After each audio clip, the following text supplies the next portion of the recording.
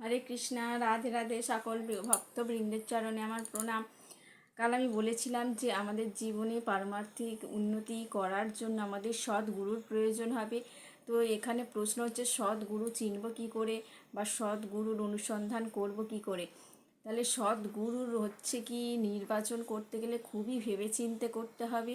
কারণ আমাদের এই আশেপাশে যে সমস্ত গুরুরা ঘুরে বেড়াচ্ছে তাদের সাথে হয়তো আমাদের সাক্ষাৎ হয়েছে, হলেই কথায় কথায় বেরিয়ে আসছে যে উনি দীক্ষা মানে প্রদান করেন। তো আপনিও আগ্রহ যদি দেখান যে আমি দীক্ষা নিতে চাই, কিন্তু কোনো অনুশীলনই করেননি পারমার্থিক জীবনের, তবু দীক্ষা নিতে চান, তখন বলবেন যে সময় বের করে একটা দিন চলে আসুন, নতুন বস্ত্র পরে আর কণ্ঠে একটা মালা নিয়ে এবারে একটা মন্ত্র কানে কানে বলে দিল, দীক্ষা গ্রহণ হয়ে গেল। তারপরে ওই গুরুদেবের সাথে আর সাক্ষাৎও নাই, আর নতুন পরিচয়ে দীক্ষা দিয়ে দিচ্ছে। এইভাবে কিন্তু একদমই গুরুদেব নির্বাচন করবেন না।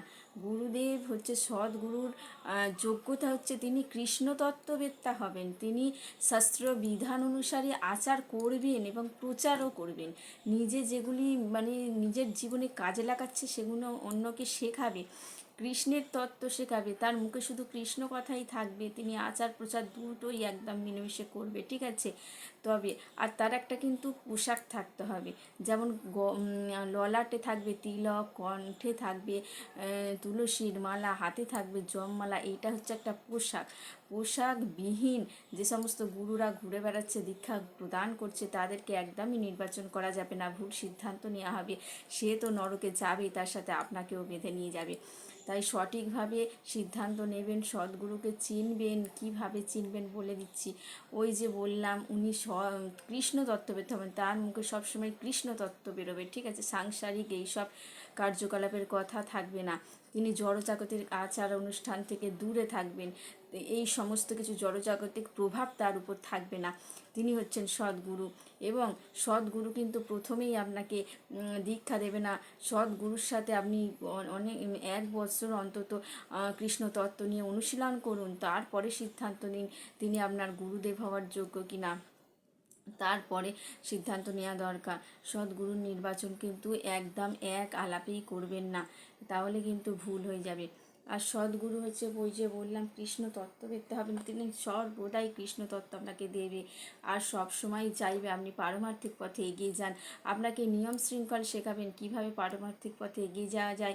দীক্ষা দেওয়ার আগেই আপনাকে 4 রকমের হচ্ছে কি নিয়ম মানতে বলবে। যেমন আমাদের দীক্ষার আগে কিন্তু ওই আমিষ আহার বর্জন করতে হবে, দ্রুত ক্রীড়া বর্জন অর্থাৎ তাস পাশা খেলা বর্জন, নেশা বর্জন করতে হবে, এবং অবৈধ যৌন সঙ্গ করা এটাও বর্জন করতে হবে। এই সমস্ত কিছু কিন্তু যে দীক্ষা দেবে সে বলে দেবে।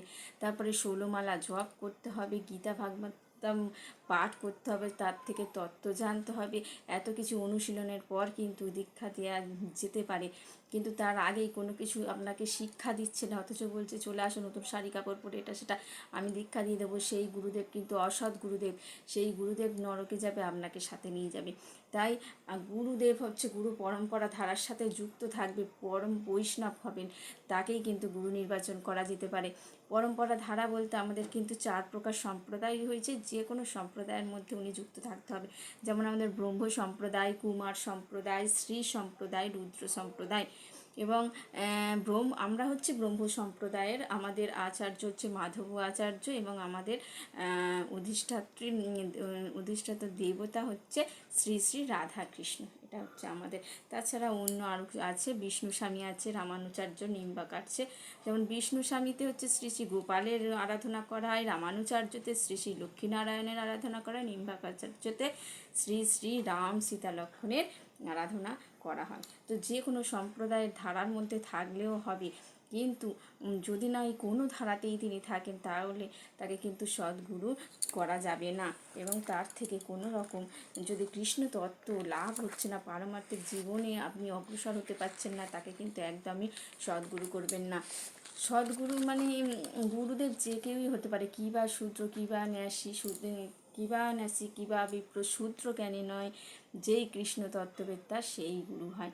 অর্থাৎ সে সন্ন্যাসীও হতে পারে, ব্রাহ্মণও হতে পারে, শূদ্রও হতে পারে, তাতে কিছু এসে যায় না, কিন্তু তাকে হচ্ছে কি কৃষ্ণতত্ত্ব জানতে হবে, তাকে আচার প্রচার করতে হবে। তবে শ্রী চৈতন্য মহাপ্রভু বলেছেন যে তোমরা সবাই গুরু হও, একজন দুজন কেন, সবাই গুরু হও। তাহলে কীভাবে আমার আজ্ঞা পালন করো এবং অন্যকে আমার আজ্ঞা পালন করতে উৎসাহিত করো, তাহলে তুমিও কিন্তু গুরু হতে পারবে। ঠিক আছে, যতটা পারলাম বোঝালাম। রাধে রাধে।